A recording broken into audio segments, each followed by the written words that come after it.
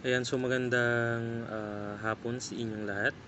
So, ngayong araw po na ito ay gusto ko lamang pong mag-share ng isang maiksing topic just to encourage and strengthen your faith in God. Alam ko po sa panahon ngayon ay talagang nasusubok, di ba? So, nasusubok yung ating pong faith o yung pananampalataya sa mga mabibigat na sitwasyon.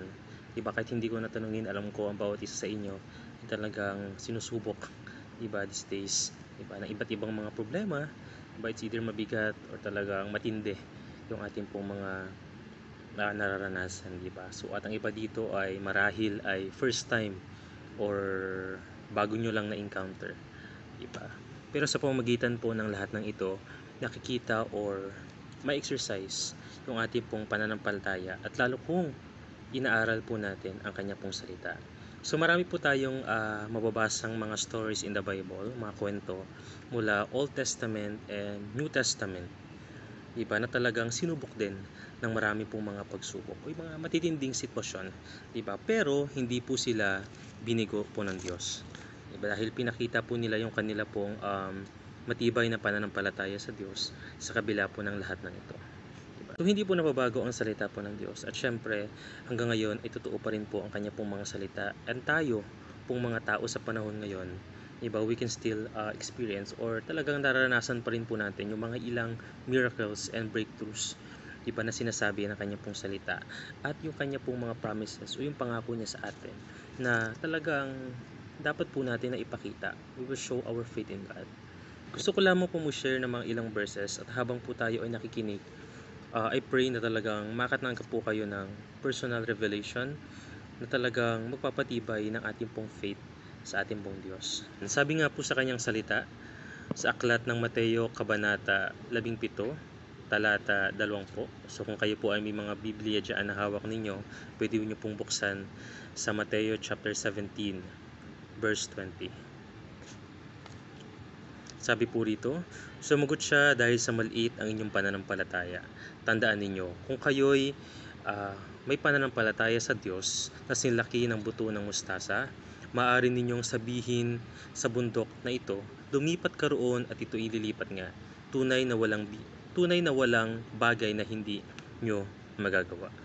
Amen. So muli, tayo po ay pinaalalahanan po ng Diyos na we are not putting our faith sa mga material na bagay or sa mga tao na nakikita o nakakasama po natin, but we are putting our faith in God Almighty. Diyos ang mga makapangyarihan sa lahat at walang imposible po sa Kanya. At sinasabi niya sa atin na we heals us, diba? Diba, we put our faith in many things. For example na lamang, sumakay tayo sa isang bus. Diba, hindi naman natin alam yung takbo ng isip ng driver, kung tayo ba ay safe na maglalayag habang nakasakay dun sa bus na yan. Kasi hindi natin hawak yung isip niya. Diba? Pero, we are comfortable. Alam mo yun, komportable tayong sumasakay. Minsan nakakatulog pa nga tayo, diba, sa biyahe. Kasi nakatitig tayo sa labas. Ganyan tayo nakatulala. Diba? So, nafe-feel natin na we are, parang panatag yung loob po natin. Diba? So, in some way, in that situation, hindi mo po iniisip yung biyahe. Dahil alam mo na habang nagta-travel ka, iniingatan ka ng driver. Diba? Pero minsan, pagdating po sa Diyos, hindi po natin na ipapakita yung matibay na pananampalataya natin po sa Kanya. Kaya kung ninanais po natin talagang maranasan yung milagro at breakthroughs sa buhay mo, diba? Simple lang.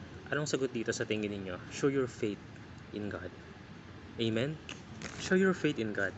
Exercise mo ito at manalangin ka sa Kanya na hindi Kanya pababayaan. And He may give you yung sagot sa iyong dasal na maging sa mga plano mo sa buhay. Bibigyan Kanya ng personal instructions para resolbahin lahat ng nangyayari po sa iyo. Diba? At kung ipapakita mo yung faith mo, diba? Kumikilos yung banal na espiritu diba? Upang matulungan kang maresolbahan lahat, maresolbahan yung lahat, diba? Na yung pinagdadaan, yung situation mo sa buhay mo. Diba? Kasi ako personally, kung ako tatanungin ninyo, talagang masasabi ko these days, talagang grabe, parang ito na ata yung pinakamabigat na na-experience ko kasi parang talagang tinetest yung aking faith. Diba? Pagdating sa finances, pagdating sa family, pagdating sa yun, sa iyong mental health, diba? Physical na aspeto, talagang bibigay ka na. Pero iniisip ko talagang yung faith dapat matatag tayo eh. Kailangan natin panghawakan lahat ng ito kasi alam natin na 'di ba sinusubok tayo ng Panginoon Diyos. 'Di ba? Kasi hindi naman niya inalaw ang lahat ng ito sa atin na hindi natin kayang maresolbahan.